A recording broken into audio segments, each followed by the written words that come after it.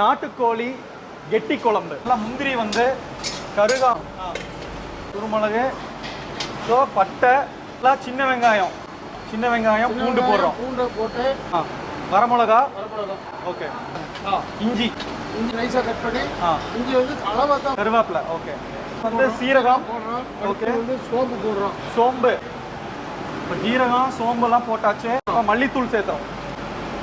நல்லா இப்போ தேங்காய் கொஞ்சமாக போட்டு மசாலா வந்து நல்லா ஃப்ரை பண்ணலாம்ல. நல்லா ஃப்ரை. மசாலா வந்து கருகக்கூடாது, ஆனால் நல்லா ட்ரை ஆகணும், ஃப்ரை ஆகணும்.